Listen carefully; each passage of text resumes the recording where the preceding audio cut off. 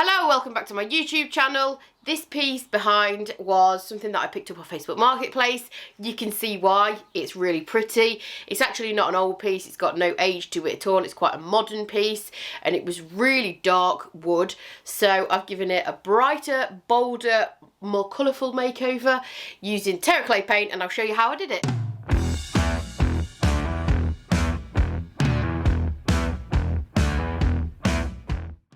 So here's how it started. It's a lovely piece. It's actually a modern piece, like I mentioned. It's got some really nice carved detail on the door fronts. It's actually a media cabinet, I think. So it's got a useful drawer for storage there. And it's also got a hole cut out in the back for wires, etc.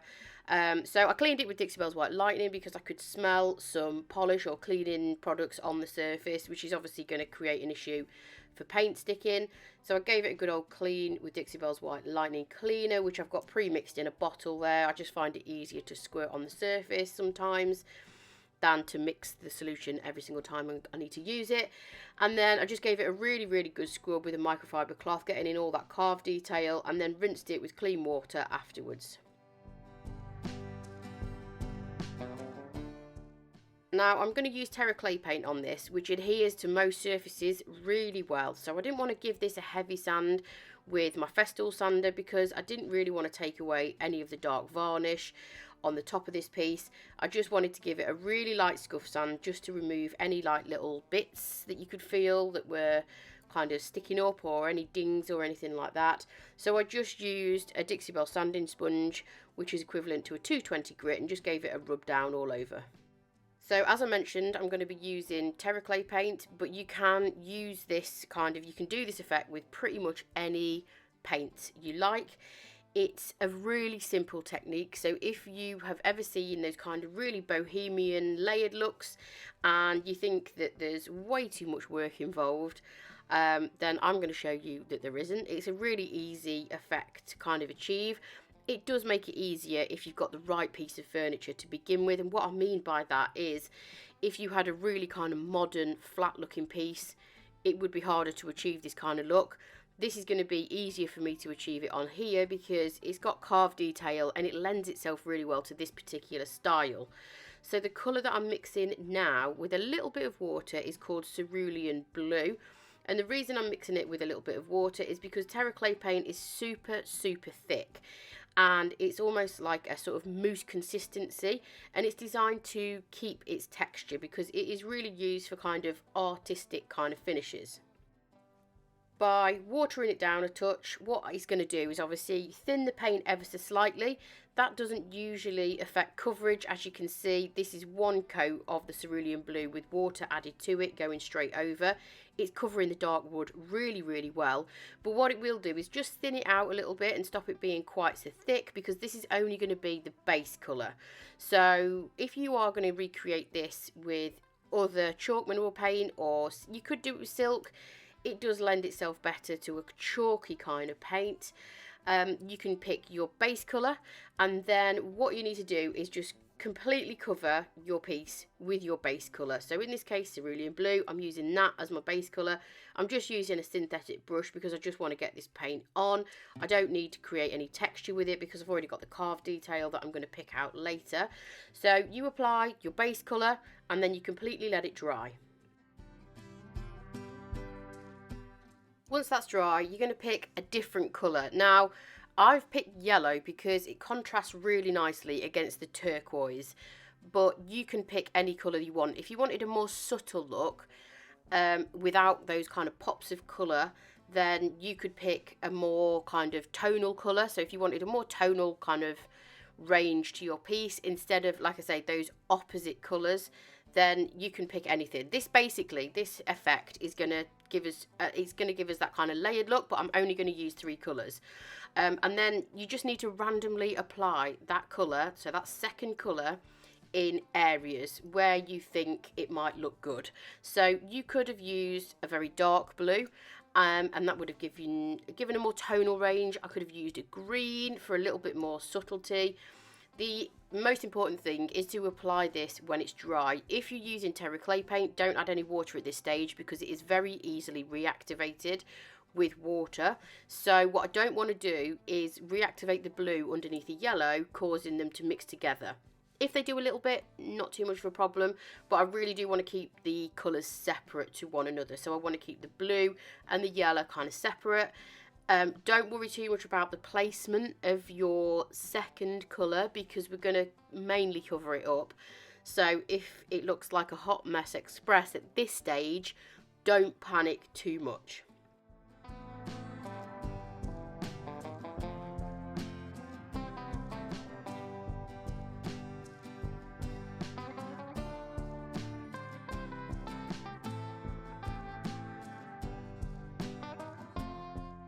Once your second colour has completely dried, like I say, this is Terra Clay Paint that I'm using, and it can sometimes take a little bit longer to dry, especially if you applied it thickly, like I have done the yellow, so that I've got those real kind of bright pops of colour. The next colour that I'm going to use is Lani's Lagoon. Now, I like to use a similar colour to my base colour because I feel like it just gives a nice little bit of tonal variation. If you wanted to, you could just use 3 complete random shades. You could use purple, green and yellow. Obviously, it's going to look slightly different to mine, but I like to use, if I've used a darker base colour, I like to use a slightly different shade of that colour. So obviously I've got 2 blues, and in between is sandwiched my yellow. And then that yellow is going to add the contrast. It's going to add a little pop of colour. This colour that I'm using now, as you can see, it is very, very similar to the base colour, but it's a little bit lighter and a little bit brighter. And it's called Lani's Lagoon. It's a really vivid turquoise. You've probably seen me use it quite a lot before because it's one of my favourite shades in the Terra Clay Paint range.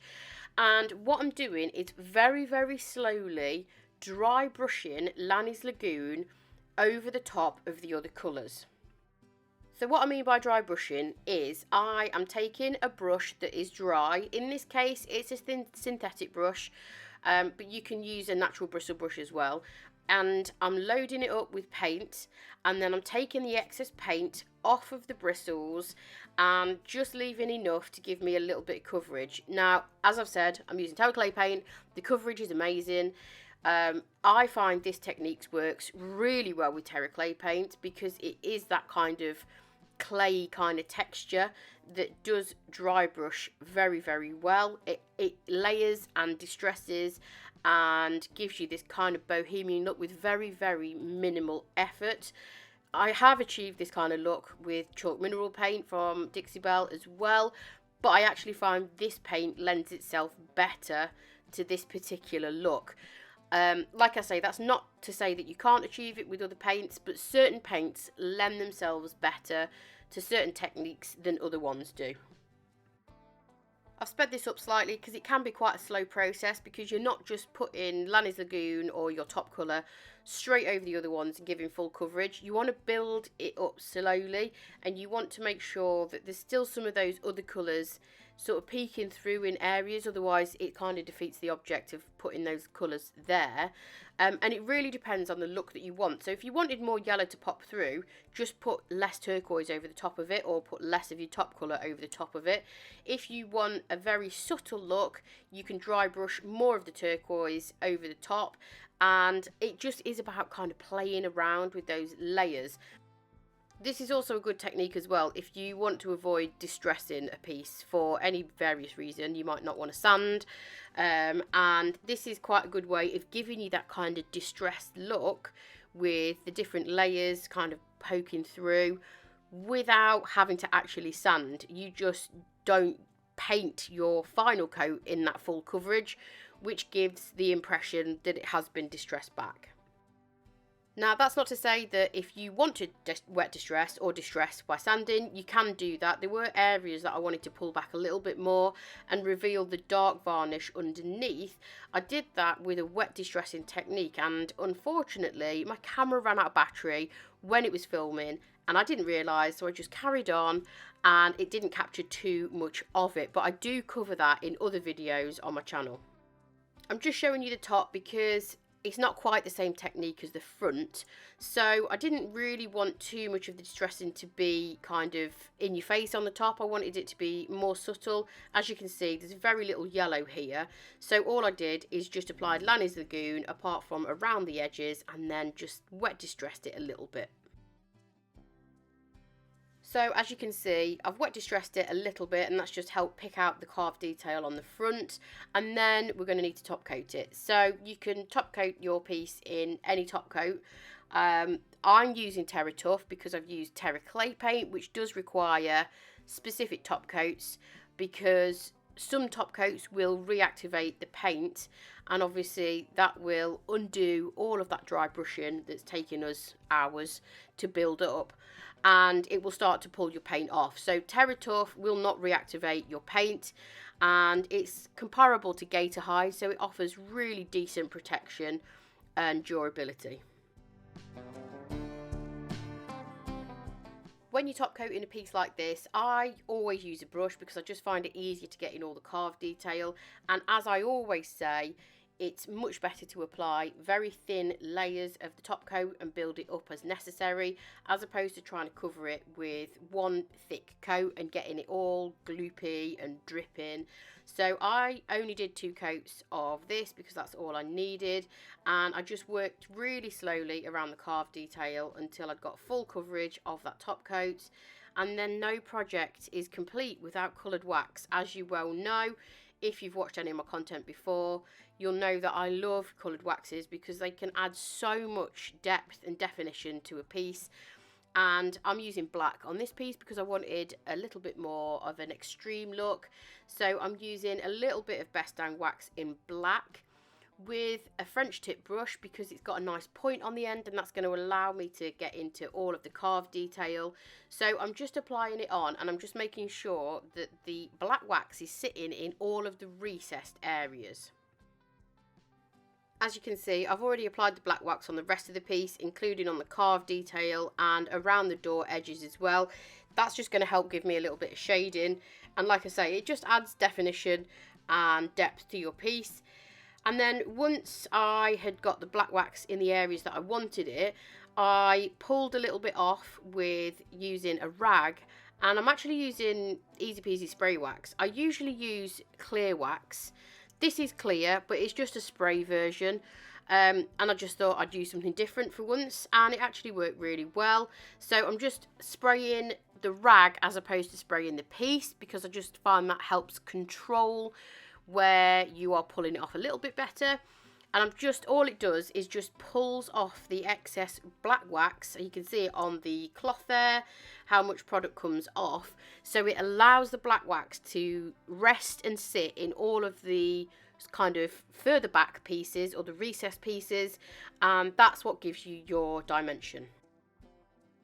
The interior of the cabinet was in pretty good condition. There was a couple of little bits here and there, a couple of scratches and chips to the finish.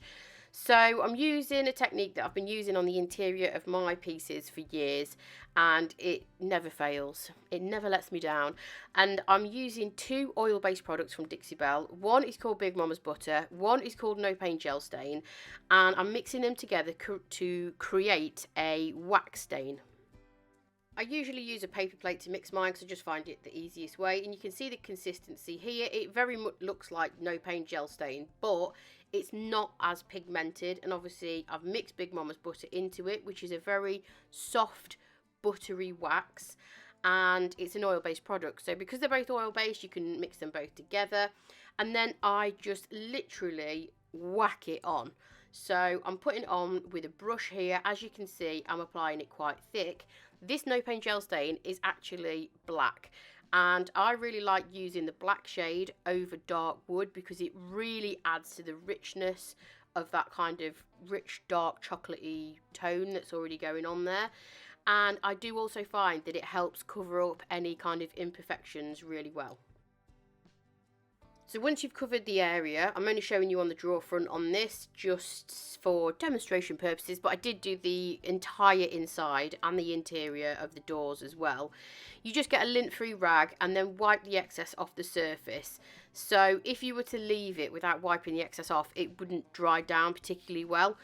So this is something that you do need to do. It's because it's a wax product, you do need to remove the excess off the surface. So I just buffed it all with a nice lint-free rag. As you can see, it really adds to that deep kind of richness of the wood grain that's already there. And sometimes you need to buff it a couple of times just to remove any excess. But this also gets rid of any kind of light scratches and swirl marks on the surfaces as well.